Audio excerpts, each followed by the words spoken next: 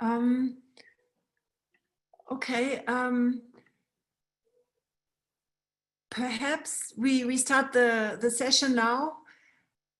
My name is Sabine Hohmann-Kitui from ICRISAT, and I'm leading this session with David Laborde from IFPRI. My internet is very poor, so for this reason, I will not share my screen.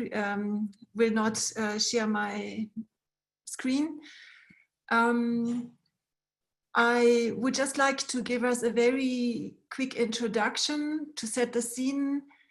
This group is really about to look beyond the farm scale and do a stock taking on understanding resilience to shocks from the perspective of the different regions and food systems, on how we can use data and models to improve resilience in food systems. So we really encourage every one of you to be along with us and share your experience on the role of science to model shocks and value chains. How can we use the modeling framework to handle resilience? We would like to talk about limitations, what's missing, to really use this opportunity on having a better understanding what we can do to do a better job on modeling and informing resilience decision-making. So in this session, time-wise, we plan to first have about 20 minutes for David to give us all a short presentation on the key concepts that can help us all making sure we talk about the same thing and the same language within this session. We quite have some time, about 50 minutes, to then get your perspectives in on the whole area of value chains as complex systems, where the vulnerable points are in your region and food system, and how modeling can help to identify entry points, tipping points, etc. So what are your regions really focusing on? What challenges do you see when thinking about novel approaches to improve modeling for resilience decisions? And depending on the number of participants, we can decide if we want to break into groups or we just keep us together as this one group. At the end, we thought we keep about 20 minutes for synthesizing our key insights on value chain resilience and how the models can be better linked to do their job more effectively. At this point, I would like to hand over to David to take us further. Thanks a lot, Sabine, and thanks everyone for being there. I put it on the chat box already a link, and you will see also at the top of this slide, because we are already more than 30 in this group. And while I'm going to do some introductory remarks, it's important to get your feedbacks already on some of the aspects we are going to discuss and to know a bit more who is among us. So please log on the Menti link I have provided, because you will be able to vote on a number of things live, and you will also see the slide that I am projecting.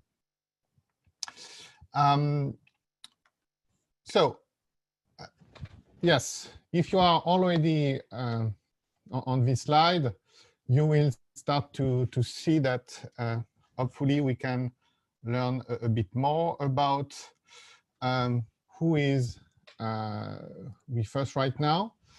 So I really, yes, people are starting to vote, so that's great. No, sorry, let me go back. Yes. And normally things will be updated.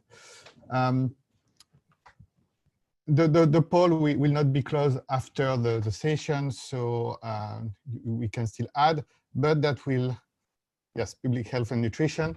That's my fault. I thought about it and I totally drop it.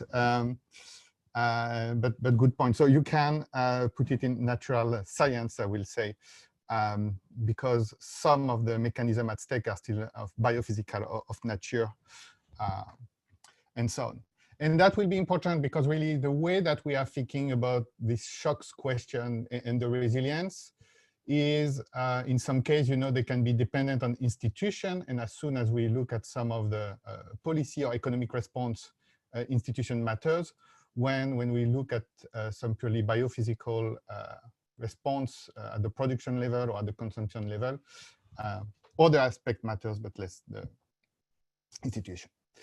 So thanks for providing already this first layer of information. So the next one is about how you think about our current capacity to model shocks. And during our discussion today, I really want that we try to think about the shocks and not just, some of the challenges we face, just to even model the basic mechanism. Because if I think about some issues regarding just even, gender or aspect, we don't need to have a shock to accept that we may lack data or we not really understand, the different behavior between male and female actors without a shock. So saying that we cannot model them under a shock is important, but there is even some background science that we may be missing.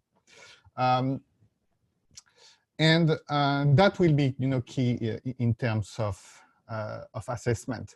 And as you see on the screen already, I think we are all aware that most of us try to cope with this shock aspect because it's important issue in the mechanism we are looking at, and of course, in the information we try to provide. But there is a lot of work, I think, in this field to be done, and hopefully the discussion we start today about seeing how we can bridge some gaps are going to be important, because also across disciplines, some of the shock we are looking at interact with each other, especially for this discussion on value chain and trade. There is a lot of snowball effect that we have to consider, and the system thinking that Mark Oden was already introducing earlier is quite important. So the objective of today is, to do this type of assessment about what we do in terms of shocks and intervention. And I will try to come back with some definition of these two aspects, what we need to do more and how we need to innovate to improve the resilience decision. And of course, what are the data we need to do that in order also to accept that in order to properly model some shocks, we also need to have data about past shocks, but unfortunately, we cannot take a time machine to start collecting information that we didn't collect in the past. So we will need to really be clear about what we will need to improve every year or capacity to do it, even if we start from a limited set of information. So definition. Once again, I'm happy that Mark Oden has already touched some of that. We have both, everyone has a both understanding about what these two terms means, how they interact. The basic dictionary or even the implementation of this notion in natural science, in physics in particular, are relatively well documented, but applied to social sciences and economic system, there is a wider range of interpretation. And I'm just going to show a couple of examples that may help us to think about it collectively. So here I am showing a very simple example where at a time t, we have a change. It can be a change in river flows. It can be a change in regulation and policy, because today I'm going to talk about different types of shocks, and policy shocks are part of what affect the food system.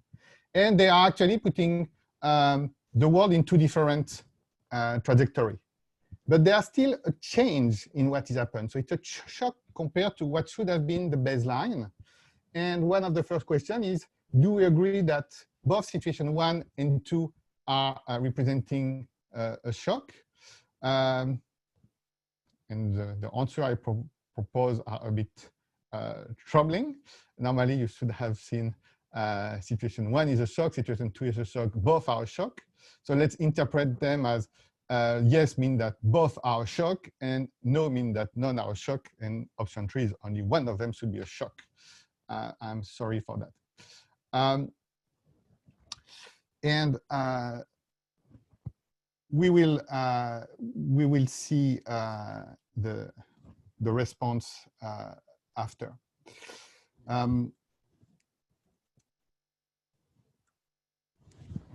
So we already have a few people that have managed to answer, but you already start to see that it's not like there is actually a consensus on that, and even in the literature, that will be used. The term shock is going to be used differently by different group of people. Just a change of regulation that isn't just a change is going to be a shock to the system where people will need to adapt. Just an example, when the European Union decided to change its legislation on cadmium, so potentially cancerous product, that impact the type of phosphate you can use for the fertilizer industry. And that will change significantly both how some operators source their cadmium from different type of rocks from different countries in the world. And this is a regulatory shock. But it's not something that changed today, the situation drastically, but will alter the future and will start gradually to have impact either on the type of fertilizer, the quantity of fertilizer, and the price of fertilizer. So I'm moving to now another example where, and it's still variation compared to what Mark Oden has proposed, is we have a baseline. Now we have two negative shocks at time t, but actually the recovery will be different. So in situation B, we have a strong shock, so potentially we have less robustness, but we are going back to normal. When in situation A, we have absorbed the initial shock more easily, but really we have a long time impact. So in this situation too, the question is really to think about how we see resilience at this level. On that, I think there is a bit, broader consensus on this aspect regarding, the question of recovery. Next questions is about, let me see, yes, here, sorry, is about this situation where even if we fully recover at the system level, for example, the production potential, what's happened if the distribution within the system is changing? Here I talked about the number of farms, but actually when you shock the system, we see a various level of response across firms. That can be seed company, that can be fertilizer company.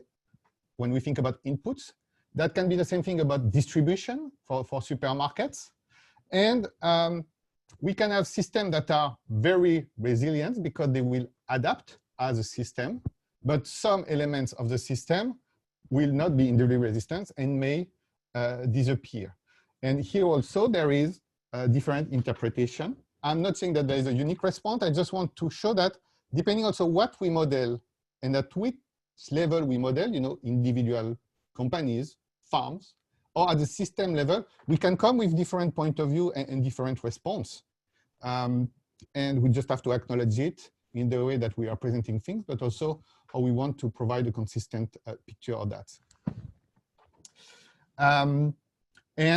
Here you see that this question of redistribution during the resilience is perfectly what I will have hoped to see that, yeah, people have different point of view. And I really mean that there's no, I think, a good or bad answer on that. It's really a matter of perception, but that's critical about the type of conclusion, but also the type of model we use, because some very aggregated model will never be able to capture the distribution aspect, while other very disaggregated or model that take place at the individual level can give a very dark picture of something that is much more resistant. So about definition, I think that we have covered resilience or robustness. In terms of value chain, here we really think that it can happen both before the farm, or when I say farm, I include livestock, aquaculture, and everything. So shock that can impact also the providers of inputs.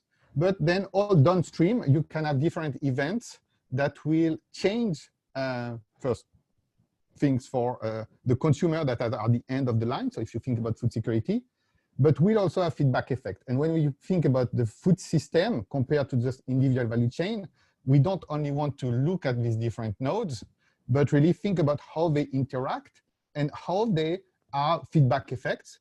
You have, for example, I was talking about regulation, but the fact that in some countries, some byproducts of the food system are being classified as waste versus as byproduct, forbids them to be used back on farm, for instance, because you cannot use waste on your farm production. So how we use with what we will call food waste, for instance, depending on how it has been specifically labeled or relabeled following a policy shock, can really change the overall capacity of the system or how they interact. And when we think food system, this later graph is what is maybe more interesting, but also much more complex to assess. So time is running. I'm just going to go over also a simple illustration, just to say that what we are discussing today is so important because the level of confusion, in particular across policymakers on this notion, is tremendous. People will confuse simple system, complex system, and systems that are resilient or not. Similarly, the question of a domestic value chain versus a globalized value chain, is it more resilient or not, is also an important topic. And in the situation of COVID-19, this is a top priority discussion among policymakers. And during a long time, or when you think about a very simple value chain, you produce wheat, you eat wheat. So the representation and the analysis may have been very simple. The number of shocks were relatively easy to classify. And in some countries that we still use this type of categorization, there is weather, there is pest and disease, and there is conflict. And that's why people will produce less or cannot access their field. But over time, of course, the question about logistics and transportation, for instance, has been very important. When you have a flood in Central Africa right now, of course, it will impact potentially some fields.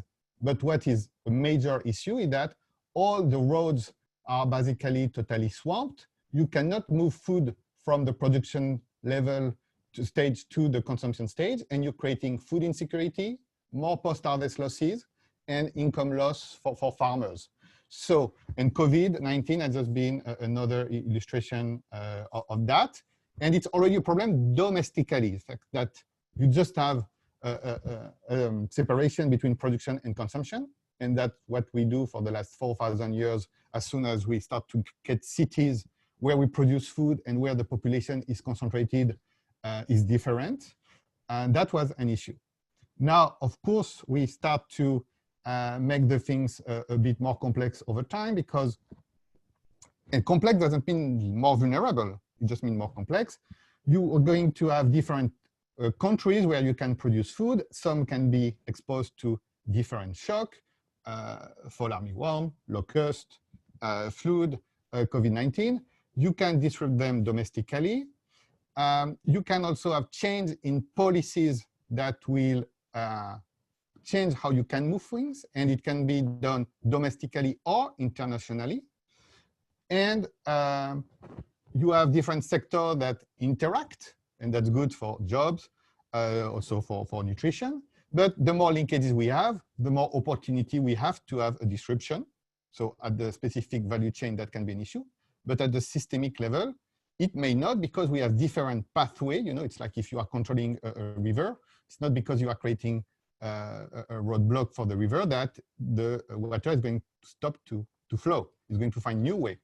And the more things we want to include in the model, because I think that's one of the challenges for us, more processing, more interaction, more option, the more the food system are complex to understand, to represent. That's also why we need models, but also in order to be able to get a clear story, we don't want to create a monster when we think about model where we will not understand anything. And at the end, this complexity of the model is not about thinking that they are more or less vulnerable. Complex systems in many situations are much more resilient than simple model. But after, the question is redundancies. And that's typically what engineers, when they build planes, that the planes we have today are much safer than the planes we are using 80 years ago. They are much more complex. but they also need a number of redundancies. And the question about how we think about redundancies at the system level is key to understand this resilience aspect, for instance. And it's actually not something that I will say, I will talk mainly for the name of economists, we do very well, or we understand very well. So about now try to organize our discussion around this notion of shocks, because I think it's important to structure the discussion. We have different typologies based on the type of shocks, the different value chain, where they happen, about the origin. I'm going to present one of them to organize the discussion, but there are none of them are universal. I mean that there's no unique way to classify shocks, but it can help the discussion. And what I am saying here is just also to follow about the framework that we have in the Sustainable Development Goals and the Sustainable Development Agenda. You can think about the world around 3 big boxes: environmental, social, and economic. And they will be all associated with some risk that I am listing here. Very simple framework, you know, weather, pest and disease. And I will include human disease there. Social, political unrest. That's going to be important for the food system, but also policies, you know. And that's a social decision policies. And then the economic system with shocks both at the macroeconomic level or within a food system. Is it a change in the exchange rate? Is it a shock on the price of wheat? Is it a change in the capacity of people to buy food? So if they lose their jobs, or if you think about the current situation, that's going to be important. Here you can say if you like or not this type of classification. It's just to get a bit an idea of how we can organize some of the thinking and discussion. Now, and once again, we can revisit, and I will open the poll if you want later. But we need, when we even have these broad categories, it's important to think, you know, when they happen, is it within a node or between the node when we think about this value chain aspect? At which scale they happen, you know, spatially? Is it on a specific field? Is it on a specific region? Is it across within a country or across countries? And what do we model? Because we have to understand the shock, but also we have to understand the limits of our modeling tools and what is in the model and what is not in the model. Timescales are going to matter also. Is it a 2 days perturbation or a 4-month perturbation? And if you think about price shock, for instance, if you have a price collapse on the Chicago market for wheat price during 2 days, it's not going to affect the real world a lot. If you now have a price collapse for 4 months, planting decision will be impacted, income of people is going to be impacted. So the same price shock, let's say 30% less, depending where it happens, for which duration, that's the key question, but also when, is it before I take my decision as a producer or not, will impact the system differently. Does it lead to a trigger reaction? So which shocks do we really consider exogenous versus endogenous? And also how they link to more shocks? And that's what we try to keep in mind when we think about what we model. And here you have the kind of full story about what we may be interested. You start with a drought in, some of this have happened this year, by the way, not the full story, but some of it. You start to have drought condition in Ukraine. So it's purely exogenous. Of course, climate change matters, but for the scale we are discussing here, it's exogenous. But then countries start to react, particularly Russia, Ukraine. They want to keep their wheat at home, and they start to implement, but it's a social decision, export restriction. It can be a decision that we represent exogenously in some model or endogenously in some model. The fact that Ukraine and Russia decide to sell less on world markets is going to change decision in different places in the world, because it pushes price up. Farmers can say, oh, I'm going to use more fertilizer to boost my yield even after my planting decision has been taken. Or countries that are in the southern hemisphere can say, oh, for the next harvest, still during the year, I'm going to change my planting decision. And then that's what happens for the people at the end of the chain. If prices of wheat go up, if there is less wheat access, what is happened? some countries can start to increase food subsidies to help protect their poor population or their processing industry. It's not just purely for consumers.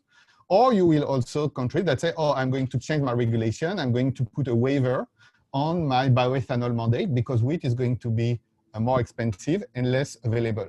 And that's really, I think, when we think system and aspect on what shocks mean for the food system is important, even if the climatic shock have been maybe discussed a lot initially. So for modelers, as I've said, we have a number of checklists and questions. Some of them is about the type of model we use. Are we, for people using an equilibrium model to another, you know, the shock is about how it really changes the equilibrium aspect. For model that doesn't represent equilibrium, but more processes, it's a dynamic pathway that can be impacted. Big question is, what is the level of hysteresis in your model? Meaning that, you know, do the model we have memories, and are they path dependent or not? And in some cases, we don't really capture the effect of shock because they are not. When we go back to normal, we go back to normal without memory of what has happened so much. How we track flows versus stocks. And when I say stocks, it can be stocks for every variable, including, you know, watershed. But in particular, I think for the food system, the question is, do we represent active storage behavior for food product? It is important. Do we have expectation, and can we capture the expectation on shock or not? Or is it always a surprise? Are our model linear or not linear? And therefore, an extreme point is, do we have discontinuity and tipping point? So is a 20% shock or 80% shock will lead to a very different pattern for the future? And of course, at which level we operate, individual, value chain, sectoral. Now you have a more list of questions to answer if you want, where I just, between these different dimensions, you can say if you mainly model processes or equilibrium. So for the first answer, if you put 5, it means that you are mainly representing processes. Do you capture hysteresis? What you mainly model?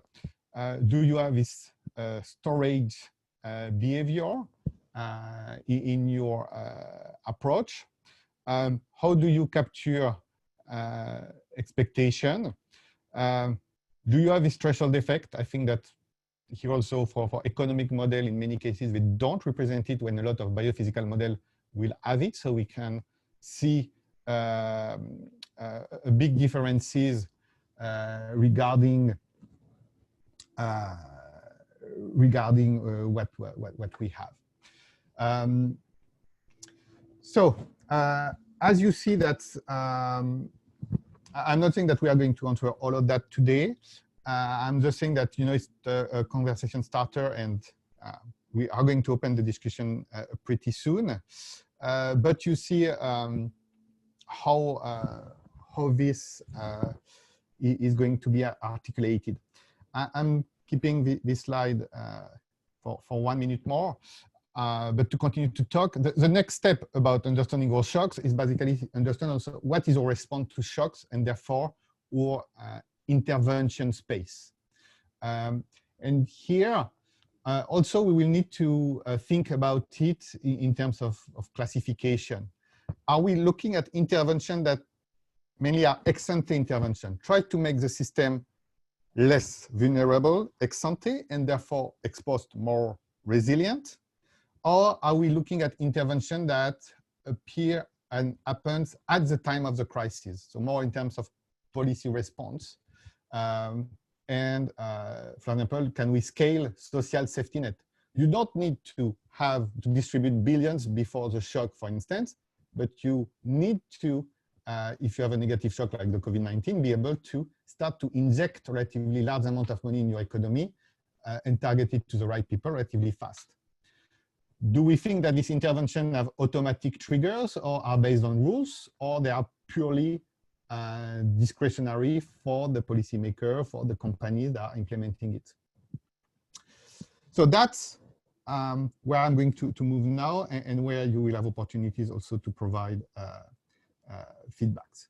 So I have talked about my category of intervention. I think that the additional aspect is, once again, who they target. Is it individual people or more the system?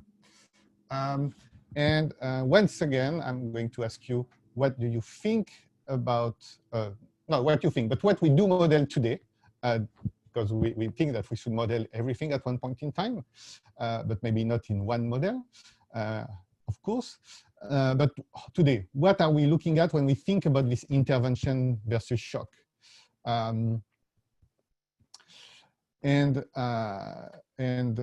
so, of course, I will come back to the result of the poll after, and we will use it for restituting some of our discussion. And so that's the type of issues we are facing. So, are we mainly looking at ex-ante intervention or not? Are we mainly looking at things that are happening for specific people or for the system as a whole? And last but not least, are we looking at intervention, especially for ex-post intervention, that will be represented in an automatic way with fixed triggers, or something that really depends, and we try to provide a policymaker information. And why it's important is also as a modeler, when do we need to intervene? Because if you model a set of rules, you can already have your set of rules in place, and you can provide to the policymakers how we can optimize these rules. When everything is discretionary, and some of the situation we have this year on the COVID-19 is about VERST, you have a lot of last-minute requests. Policymakers want to have, new modeling results on a weekly basis, and therefore, what type of model infrastructure we need to respond to the shock, not just to talk about shocks, but to provide information to respond about shocks is going to be linked to that, and the type of model or how we think of the modeling infrastructure is not going to be disconnected to that. And for the discussion, we just need also to be clear about what do we know, what we know we don't know, and what we have a guess, but not really an understanding. And so what do we model, what are the limits of our model, and what do we need to go beyond that? I mean that the limit of our model is specific, is very important. But once again, let's try to be honest with ourselves. Is it something specific to the discussion on shock? Or are there elements that are maybe very important when we discuss shocks, but even the normal regime is still a bit of mystery for us? So we know that in terms of shocks, for example, a gender dimension is so important because men and female can have different coping strategy. But let's also recognize that for most of the large-scale model we have, the way that we depict gender is still very, very crude to start with. Okay. So initially, we were thinking that maybe we need to break out. We are still 30 participants, so I think we can just open the discussion based on hopefully some of the things that I've said that can help, at least provoking some feedback about, especially about what I may have totally missed. And now based on some of the points, what you are doing and what you think should be the recommendation for the AgMIP community on this field. Thanks a lot.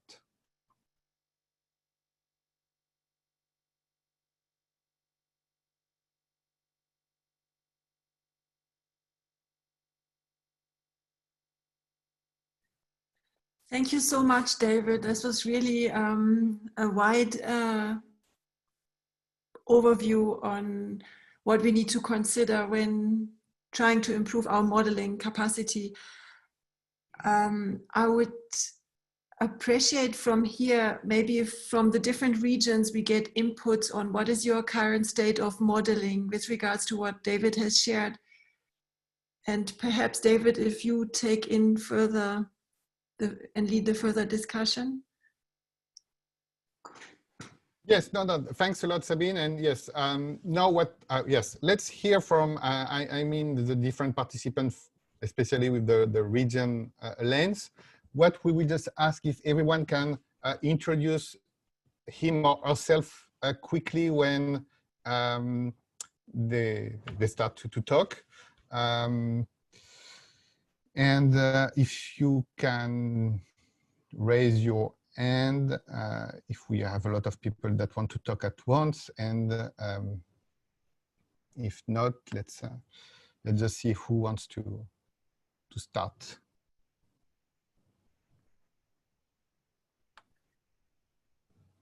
Thank you. You can also just write in the chat box, and I can, while David is moderating, I can pull out from the chat box. So please feel free.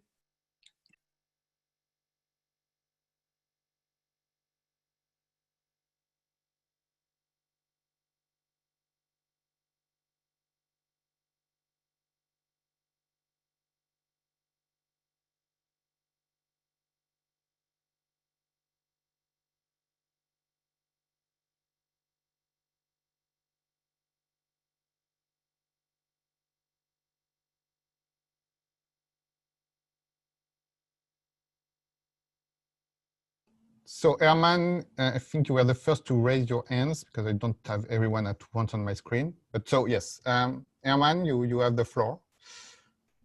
Yes, thank you. This was, of course, a lot of material, and I guess we would need to specific parts of the value chain or the food system. I have a more general point back to you, David. This issue of the efficiency costs. I was thinking about portfolio theory and things like that. I mean, every agent, every organization, even countries probably have some idea of some major risks they are facing and different coping strategies. And this seems to be fairly fundamental to me to say, okay, there is options for increasing resilience depending on the individual or specific perspective and experience and expectations. But there's, of course, costs to doing too much or expenses for potential measures, whether it's stock holding, whether it's trade diversification, whether it's personal insurance schemes. So, I mean, do you have like a general perspective on this, like more generic in a way? It seems to me this is pretty important to understand different agents or groups of agents and their behavior. So thanks, Herman, a lot for this point. And I think you are touching a key word and a key issue I have tried voluntarily to avoid, to even bring more contents to the discussion, that is risk. I've talked about shocks. I have not talked about risk yet. But clearly that's the elephant in the room, because beyond the discussion on resilience, that is how we recover from the shock, a lot of the economic, well, not economic, but a lot of the stakeholders involved in the discussion, from the government to the farmers, what do they want is to be able to manage risk. And if we manage risk, yes, there is a basic trade-off between risk and potentially efficiency. So that's the basic portfolio aspect, your average rate of return versus your risk exposure. And that has to be part of the discussion. But even talking about modeling risk is even going for us beyond modeling shocks. Because the question is, do we have risk represented in the behavior of our people? Do we know their preferences vis-a-vis of risk? Because that's the whole debate we have in the insurance field. You know, we say, oh, farmers have to insure. But when you are checking their risk aversion, it can be pretty high in some cases. So this is why they are not buying insurance. I'm not saying that it's always the case. I'm just saying that, you know, beyond our capacity to look at risk, to understand the shocks, but also to understand really how people cope with risk or their level of risk aversion is an important topic. But linked to that, and I will say that's also where we are going to see a big difference between adjunct level decision-making or analysis and systemic one. As soon as you think system, you need to think about the variance covariance matrix of your risk, or your risk, sorry, of at least of your shock. because that's where, you know, a portfolio approach for a government will be totally different from what specific producers or specific producer in the value chain we care. If you have a country that is big enough, like Russia or Brazil, your way to think about food security and domestic supply is totally different than if you are in Rwanda, because your risk, your portfolio of risk and the level of correlation between some of your risk it can be tremendously high. But there are key points, and thanks to address it. I hope that I have covered some aspect. But I mean that, you know, in terms of vocabulary and process is, I would say the first step is, do we really capture and how we model shocks? And if we are good at shocks, then we can talk about risk, even if the risk management can be the kind of holy grail. When I will also point to the discussion that Mark has brought in the starting discussion that is so important, is how the discussion on risk management and resilience can be weaponized. Because if you start to say that, you know, we can manage all the risk, people doesn't care that the world become more risky due to climate change. So part of managing risk is also just to avoid having a too risky distribution to start with. Fran will be the next speaker.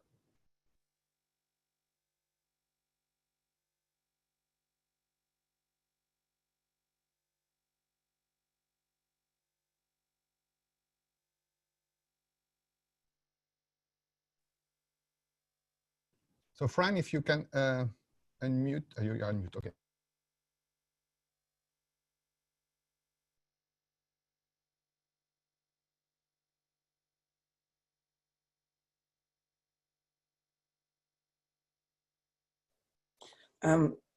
Fran has written her comment into the chat box. She's asking about health science, public health nutrition. So I think Fran will fix it, the issue quickly. But in the meantime, yes, hello? I mean, okay. Can you hear me now? Yes, perfect. Oh, sorry about that. The last minute panic. So yeah, so that comment came earlier just as a point. I was just pointing out that the health hadn't been included, but thanks for your clarification on that. So I just wanted to say that I work at the London School of Hygiene and Tropical Medicine as part of the Sustainable and Healthy Food Systems Project.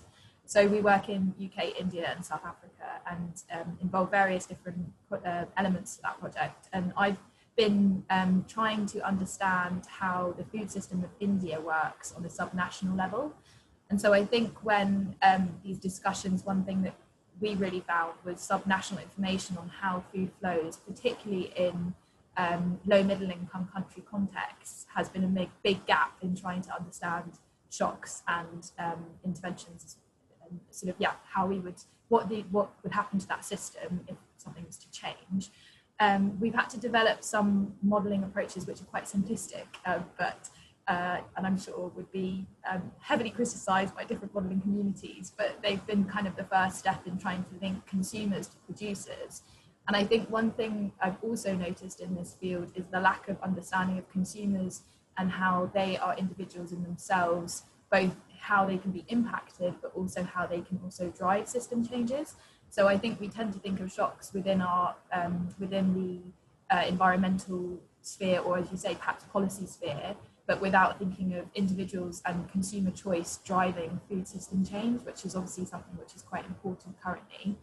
And then also how we think about the impact on individuals. So when there is a shock, we sort of focus on food security as a calorie availability question, and tend to also give messages around the impact to consumers on, you know, prevalence of undernutrition changing, or prevalence of perhaps, yeah, changing calories that were available, rather than really fully understanding what the impact would be to different individuals in the population based on, you know, income level, or all of the different factors which can determine whether someone's got more or less of a risk of falling into food security issues. So yeah, it was just a bit of a rambling thoughts there, but just some areas which I've come across, which I think the modelling approaches we currently do don't necessarily fully give just how important those values or those variabilities are. Excellent point, and I will add that I will emphasize two aspects of what you have said that are so important, and especially if I look at it also from my lens. I'm an economist, I'm mainly a trade economist, even if I do a bit more than that. And so one is, yes, the consumer aspect, and of course, I mean with the current crisis, and congratulations to the London School for everything you do. That's great in this current day and age, by the way. Yes, how the income shock is impacting different households, different people, and what is the coping strategy, and moving to cheaper food or things like that is quite important to understand. And we have more or less good understanding, and we have more good model on that. So that's clearly an aspect. I also want to point that when you think about health and how consumers are perceiving health issues, we have seen big shock and big consumer reaction in the past for the food system. For example, when we had in Europe all the case of mad cow disease and how basically consumers have stopped to eat beef and moved to other products, that was a tremendous shock for the beef value chain in itself. And how many years it takes for consumers to come back to some product, or what is their perception. We had same issue in China where baby food from China were contaminated, or at least the quality perceived was pretty bad, and they were heavily focusing on baby food coming from Europe, up to pushing the prices of this baby food pretty high. And at one point, even within the European Commission, people are saying, do we need to put an export restriction on baby food? So that's not, a developing country discussion, but it also shows how people interact and how consumer preferences can also shift, react, as soon as they link, and I think it's pretty important also, their own health about the type of product they consume, and their risk perception on that is important and changing. And the other aspect you were pointing is the subnational level. And in terms of economic lens, is basically how we think about market integration. How a shock impacted one specific area, that can be a sub-region, a city, a country, a continent, is translated to the rest of the world and can be mitigated by the impact of the rest of the world. And it's important for the movement of goods, so wheat, canned tomatoes, everything you can think about, but also people. And in some recent work we have done on initially climate vulnerability, for example, in Central Africa, the question of labor mobility and how people are going to be able to move from one region to another if there is a negative shock on their field is key to understand the overall impact on them and on the system. Yes, because people react, consumers, workers, to the shock, and capturing this reaction is quite important. And that's how, at the end, prices and income will be impacted. So, yes, quinoa, good point also. As soon as the West Coast side of the US wanted to eat quinoa, prices went up, and that was important challenges in some cases for countries in the Andean region, particularly Peru. And the question is, do you want to stop selling your quinoa on world markets, or do you want to make sure that the income generated by the sale of quinoa can be distributed fairly in the population in order that they can still continue to buy quinoa and to scale up your production? I don't see another hand raised, but I will, and I will be happy to take another hand. But just I would like interested to know, for example, who has worked this year on COVID-19? That was a big shock, and therefore has to change his modeling strategy to look at it. So if anyone wants to give also its experience and what they may have learned in this middle of the crisis about what to do with a shock, that will be very interested to know.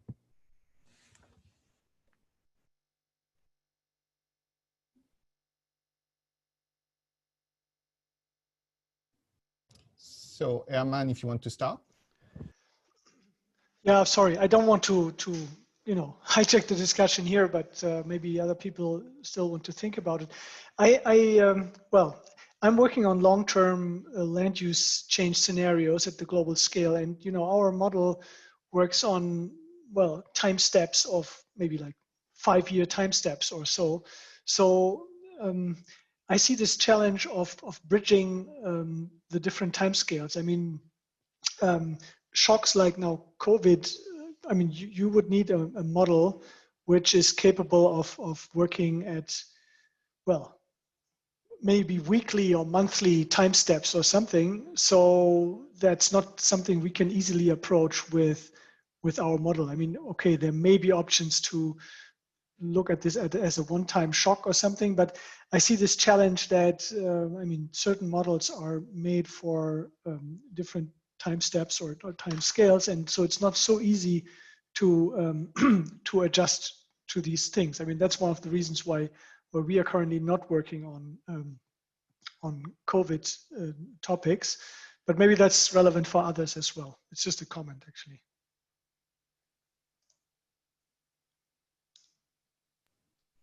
Thanks a lot, Herman.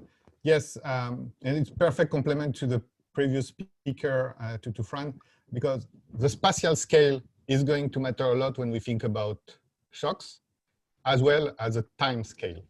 And of course, we cannot force model to explore a scale that they are not really good at or they are not designed for.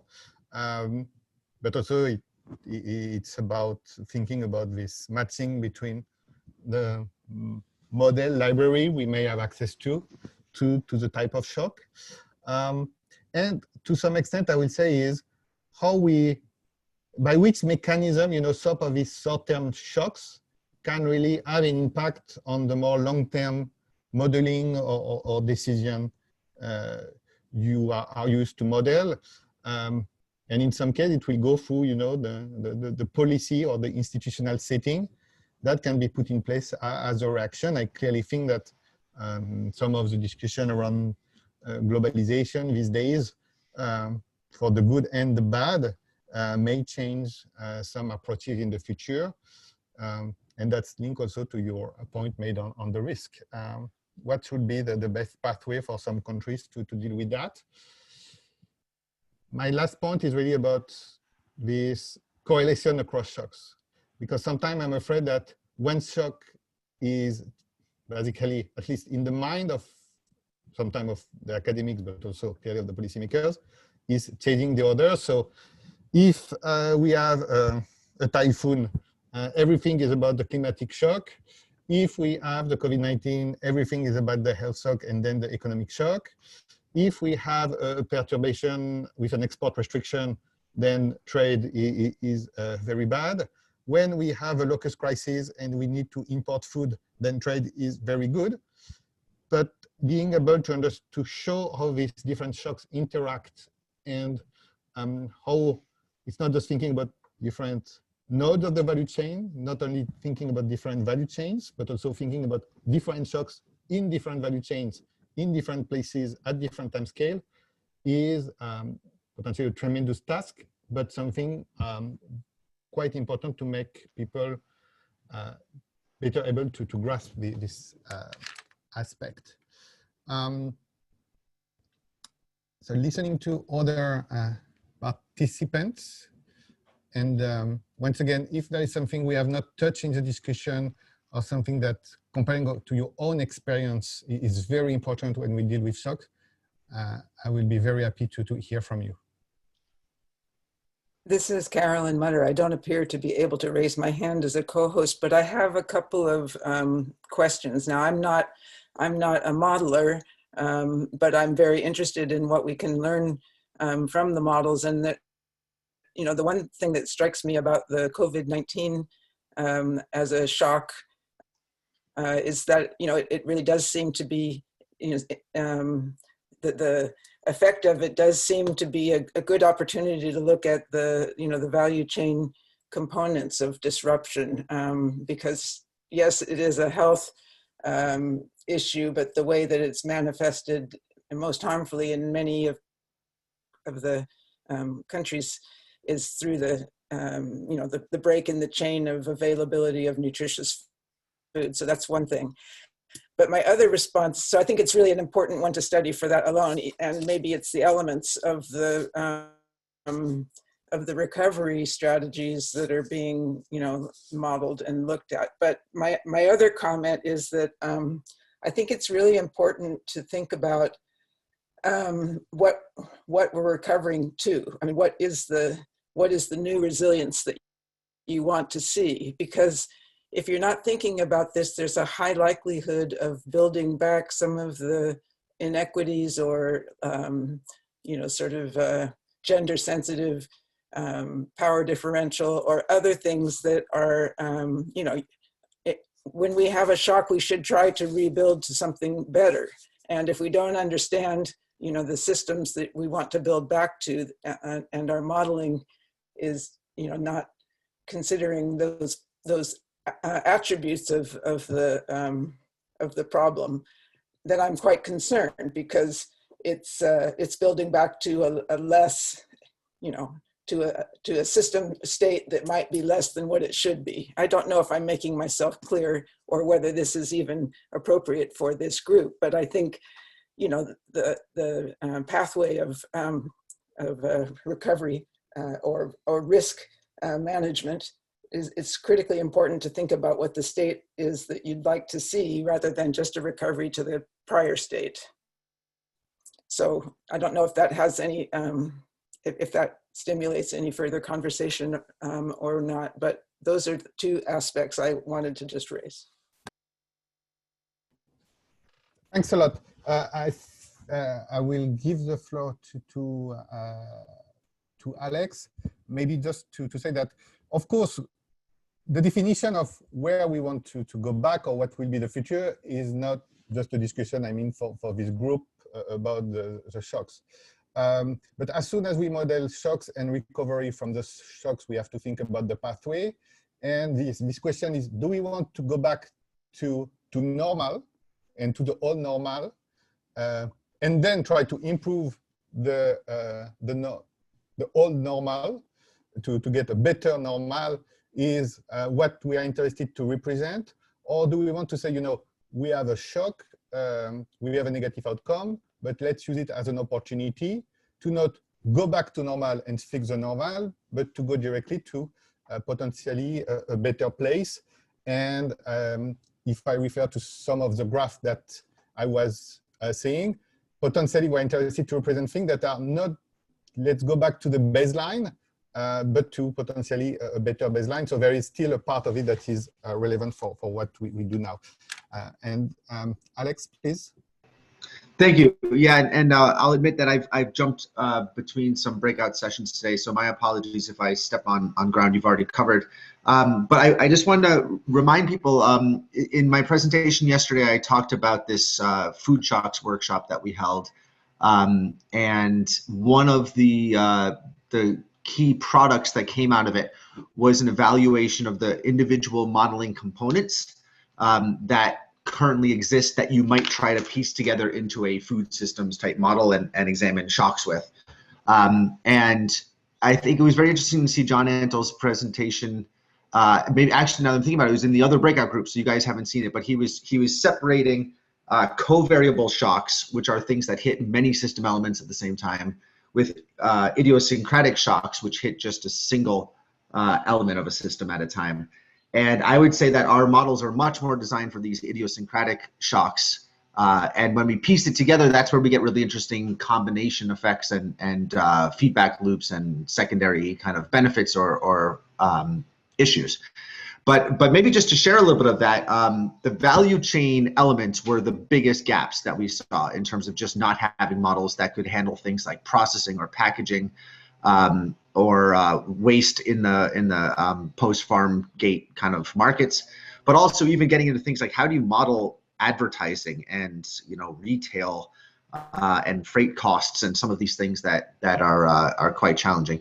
But just to put a couple others out there, I mentioned yesterday also the overall level of grain storage and stocks and the management of those was the kind of biggest question to the point even where there are models now that basically bypass our partial equilibrium global models because they are so much more interested in the price speculation and the price fluctuations that almost the entire model is based on storage. And then, of course, when you go to a more fundamental level of agricultural production, there are just many hazards that we don't handle well. Even just in the climatic side, things like waterlogging or the effects on labor productivity are not handled well. So there's a kind of academic exercise to be done here just to get the lay of the land of where these gaps are. And I can't tell you right now if it's data limited or if it's model limited, but those two things go hand in hand. But just really tremendous potential if we could add some elements and figure out what the stakeholders really need to have faith that the models are giving them something they can use.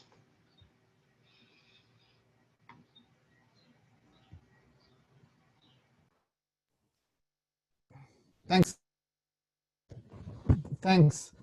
So I think just that different stakeholders are different needs, so we would just have to accept that. Some of the points we raised, we touched them today, meaning that we talk about this question of, in statistical terms, to talk about the variance, covariance of the different risks and where they happen, especially when you think at the system level. That's very important when you think about more individual level. The idiosyncratic story is going to dominate the narration. You touched also the question, for example, of how we model along the value chain, and actually there is, even beyond AgMIP, different models looking at that. But when we talk about, let's say, advertising, I really think that we are bad at modeling advertising to a large extent, and consumer choices or how we influence consumer choices, even without shock.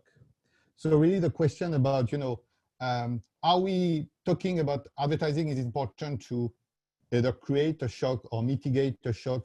And I was referring to what happened for the consumer preferences on meat following the mad cow disease in Europe, for instance, when people have tried to increase advertising to say eat beef.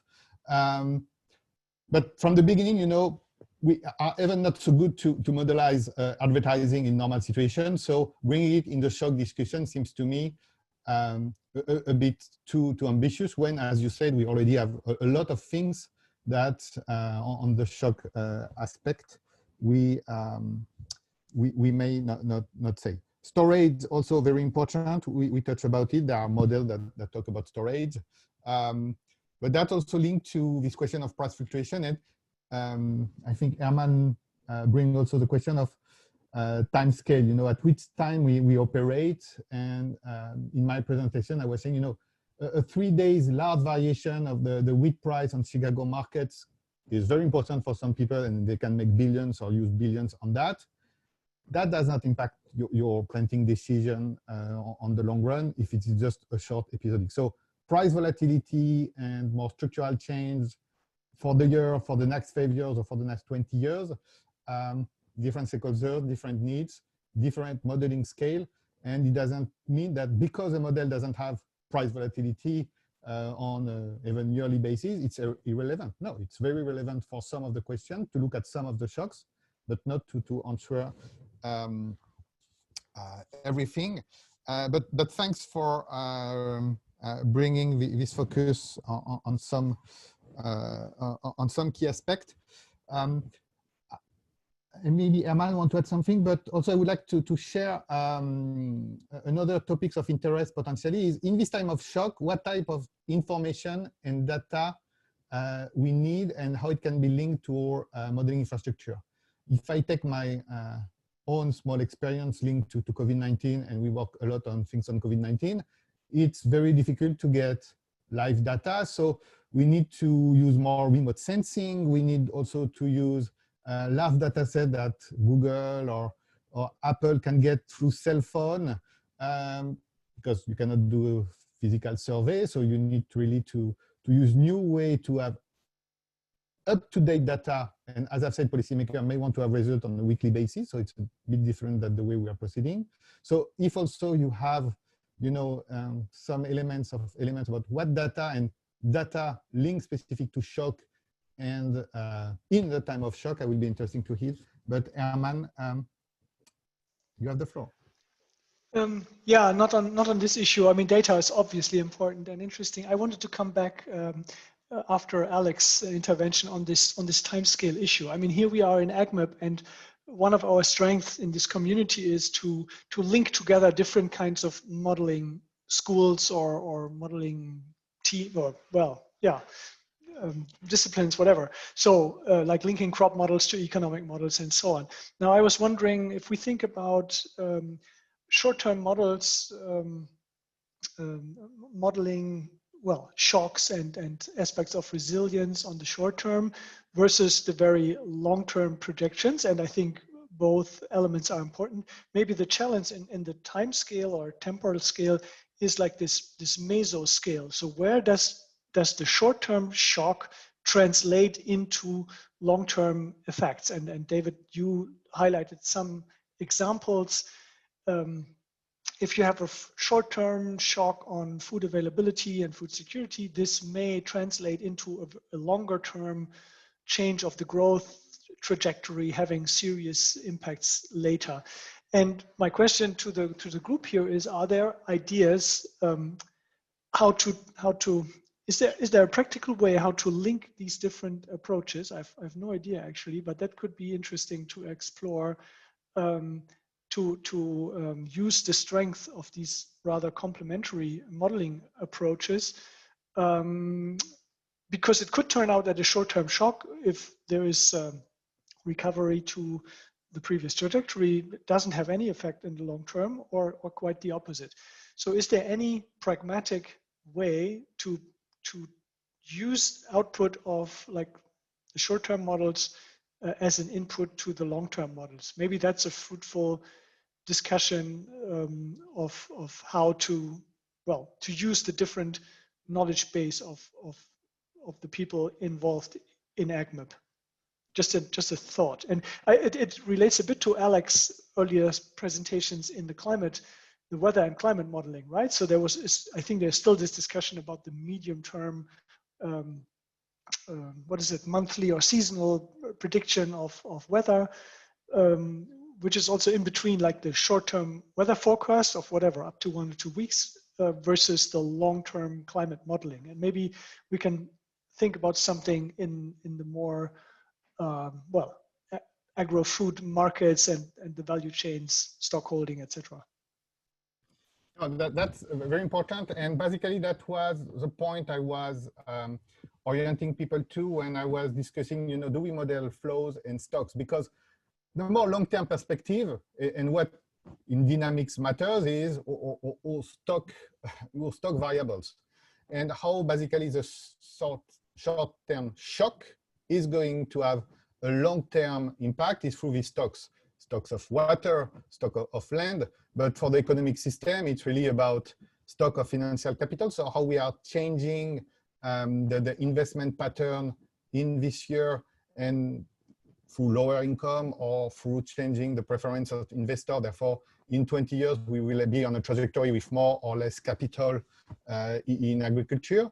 But especially for the COVID-19 type of crisis we are looking at, if we really want to see long-term impact, and what the long-term impact will be, for example, is about human capital. So the fact that today we have some population that can have lower access to nutritious food will potentially impact on the long run their labor productivity for their kids and things like this. Similarly, the fact that we have the COVID-19, but also weather shock that can disrupt the education system. I think in rural area in Africa, you are losing 6 months of 1 year of school. That's a serious cut in the human capital for the next generation. So any model that can really help us on the short run to translate a short-term shock into a loss of one of the capital we can think about, social, financial, natural, and things like this, is for me the way to go to see what will happen in the future. Maybe other people have ideas on that too.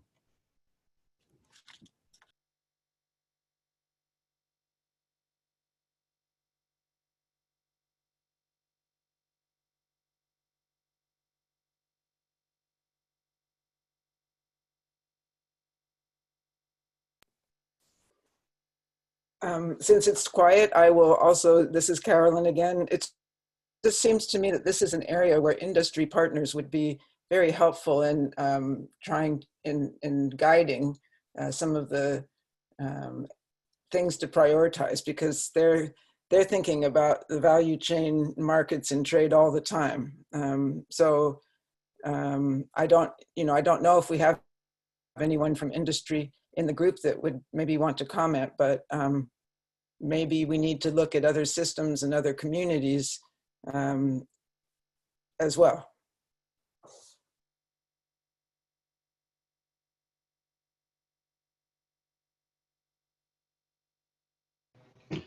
Maybe I'll just jump in here also to say, you know, the idea that everything has to be modeled is of course not realistic either. So maybe as a practical group, you know, if we wanted to go down this road and figure out some protocol that would allow our models to explore a particular sensitivity or show the benefit of a particular model advancement, I would suggest we need to identify something that is kind of tangible and an early step in this process. So what I mean by that is, you know, what if we picked one of these elements, whether it's having better grain storage or thinking about the transportation network as an element of regional market pricing. You know, so what would be that thing that we could add and basically hold the rest constant? Because that's always in models. There's an implicit assumption that everything you're not modeling is constant or small in its effect on the system that you are modeling, unless you're entering some scenario or who knows what. So I guess the challenge here is, can we identify that thing in the value chain that we expect to be responsive and potentially within the realm of possibility in terms of adding it to our models, ideally in something that is important to decisions being made. So I guess I'm just posing the question here: what's our foothold here? What's our first element if we wanted to add this or demonstrate it?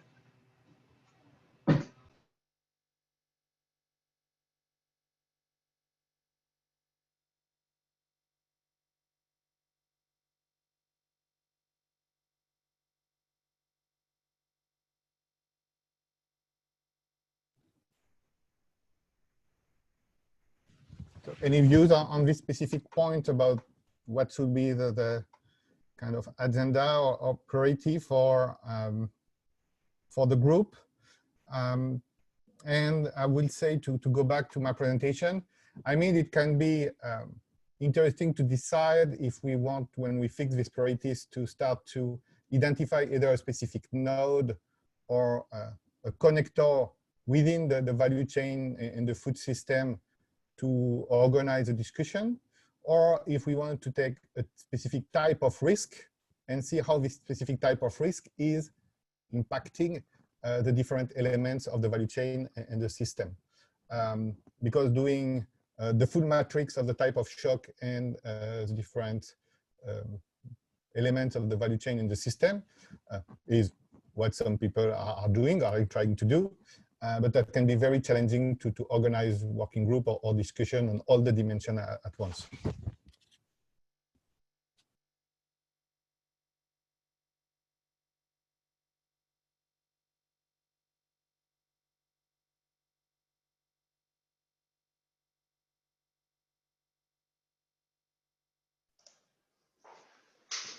Yes, Herman? Yeah, trying to respond maybe to Alex's point. I mean, this is the session on value chains, markets, and trade. Frankly speaking, I think we discussed that before. We are not really good in modeling, I guess, the whole processing, distribution system, and so on. What I think what we are partly good at is, in some sense, well, modeling trade, of course. So I think what you mentioned, David, before, the aspect of, well, specific bilateral trade flows, how do trade flows change if one or several main production regions are shocked through droughts or whatever. I think there's already a lot has been done, and I think that can be expanded. Also, this question of in which situations like more trade is good versus more trade may be detrimental. The link to trade policies, because as we see, I mean, whether it's Corona or the price shocks like 10 years ago, government policies on trade, it's always kind of a favorite action. It seems to go down well with voters, but it does a lot of damage. So I think this is a strong domain. Modeling storage, that's maybe one thing which could be expanded because, well, but that's also limited due to data availability, I would think. A better understanding, well, private versus public storage behavior and how storage can be better managed, and also the trade-offs, the costs of storage versus the opportunities. So I think these two areas are areas where there is already a good basis for modeling, which could be improved. On specific parts of the value chains, I'm not so sure. That seems to me that we are really missing the data, and I'm not sure that it really helps Carolyn to link into the private sector, because in the end, those are very specific interests, and I'm not sure that we will really be able to get the data we need. That's just one ad hoc perspective from my side. I will just follow up on you quickly, saying that also it depends of, you know, what type of products or value chain or system we are thinking about. If you think about wheat, in particular also in the trade dimension, yes, there is still a bulk of the wheat that is traded without being processed. If we think about potatoes, now basically half of the potatoes are traded already processed. And actually in values, 2/3 of the trade of potatoes product are processed products, potato chips and things like this. If we think about livestock, meat, and in particular dairy, it's difficult to talk about trade without really getting the processing stage, at least some level of processing. And if we think about what has happened in the US during the COVID-19, the cows were going pretty well, the rancher also, but then the meat processing plant collapsed, and the whole system, both for the consumers and the primary producers, were disturbed. So maybe also, if I'm not sure if, and we have 3 minutes, so we may not do it here, but the prioritization in terms of product space can help really looking at it. Because of course, if we're interested in fruits and vegetables, the storage aspect is a bit less important, even if it matters, but it's more short-term storage than the strategy we have for grains. So we are going to need to wrap up. I may just take one minute intervention if something has urgent to say, and maybe give you a brief summary of, I think, what will need to be said in the next session.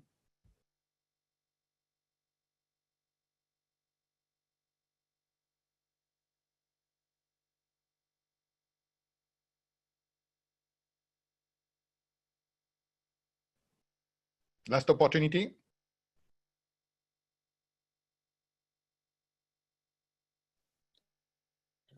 It's Carolyn again. I'll just take the opportunity to thank both you and Sabine for organizing your thoughts on this topic. It's a really important one that we're really just well, very happy to be exploring. And with your guidance, it's certainly not. It's a bit of a well, we still have a pathway to build, I think. But anyway, many thanks to the both of you for thinking out this breakout session. And we'll be seeing you in the plenary in a few minutes. Thanks a lot, Caroline. Sabine, you can conclude the session if you want. Okay, thank you very much all for being here with us and really sharing the complexity of value chain modeling. I have to say myself, I'm completely overwhelmed, and And I think it is really a challenge for us as AgMIP. Overall ambition is to help informing decision processes, considering all the complexity of shocks. And perhaps this is a very good base to sit together and develop a process on what can we do, what can AgMIP contribute. And we had also in mind actually to say, like, if we come up with key issues that we would like to address, be it the system or be it the value chain, the nodes, then where could we explore this? So it's beyond my authority to suggest a way forward, but I would really like us to be a small team to take this further on, picking out the relevance for AgMIP to take this further. Thank you so much, really, for everyone. Thank you.